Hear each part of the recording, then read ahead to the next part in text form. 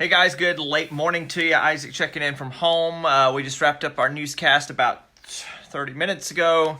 Wanted to give you another, quick refresher or lesson on severe weather, because I think a lot of times people have different definitions of what they think is severe. Because when we talk about severe weather on television, I think it's important for everyone to kind of remind themselves of when we talk about severe weather, when the National Weather Service talks about severe weather, we are operating under specific criteria that make a storm severe.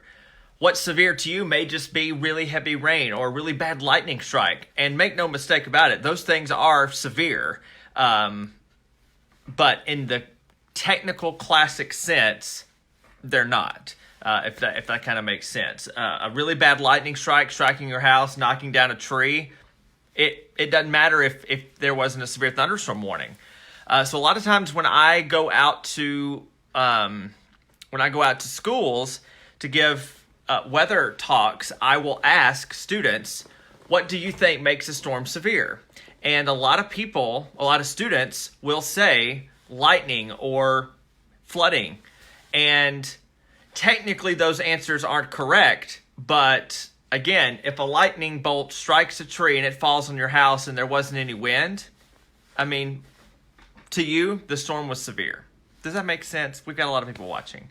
So I think that's, a good little, just like I said, the title of the video suggests, a good little refresher, because not everybody has the same definition for severe weather. And it's just important, since we do have, by the way, a chance of severe weather overnight tonight. When we talk about severe weather as meteorologists, again, we're looking for three things. So I'm going to go over what those three things are. And so again, when we talk about severe thunderstorm warning or severe weather, Kathy, I'm not inciting people to panic at all. I'm here refreshing people on what a severe thunderstorm is. So how is that panicky? Also, Kendra is back. You can watch her at 4:00. So Belinda chimes in and says 60 mile per hour winds. Basically, yes, it's 58. Sometimes we just like to round up. But 58 mile per hour winds or greater, and you have a severe thunderstorm. That's one of the criterion that makes a storm severe. The other thing that makes a storm severe in the classic sense is large hail, and it has to be 1 inch or greater in diameter, which basically equates to a quarter. So a quarter size hail, and we have a severe thunderstorm warning. And then the last thing, of course, is a tornado. So those three things make a storm severe in the classic sense. Damaging winds of 58 miles per hour or greater, large hail, 1 inch in diameter or greater, and then a tornado. So this is what this graphic basically says. When we say severe thunderstorm warning or severe storms are expected, these are the three things that we are talking about.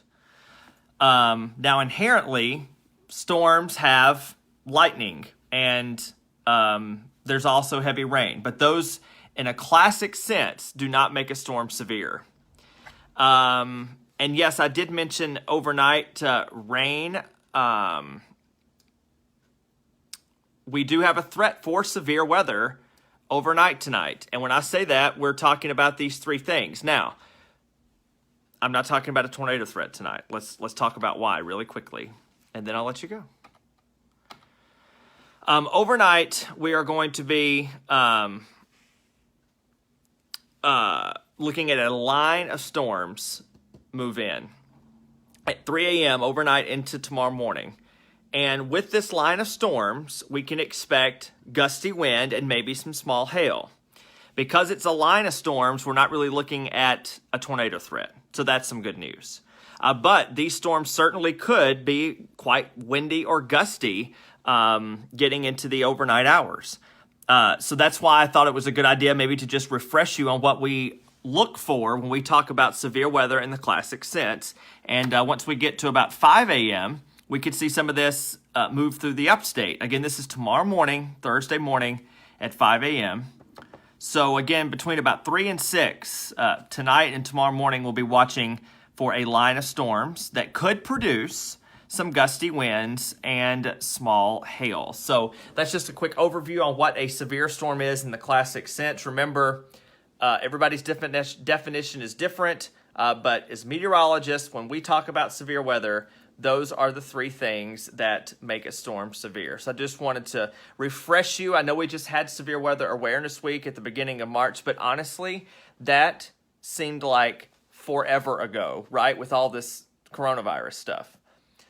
It was literally a month ago we were doing Severe Weather Awareness Week, reminding you of these things. But, you know, we haven't really had any severe weather in the last month. And so since we have a threat tonight, I did want to check in with you here and let you know about that. So we'll be keeping you posted tomorrow morning, a great time to watch the morning news. Nicole and I will be breaking down your forecast for you, and as always. And that's basically it. That's all I got for you. You're welcome. Thanks, guys, for stopping by, spending a little bit of time. Tammy. Yikes. See? And Linda. Basically, the entire region tonight in the Western Carolinas and upstate has a threat for some of these stronger storms overnight.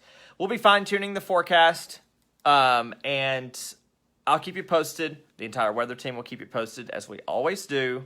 And then the rest of Thursday looks really good. So that's the latest for now. That's your refresher. Hope you enjoyed it. Hope you learned something. That's the purpose of this video. Hope you're staying safe. All the good things, all the positive vibes. Thanks for watching. I will see you back here tomorrow morning. Bye.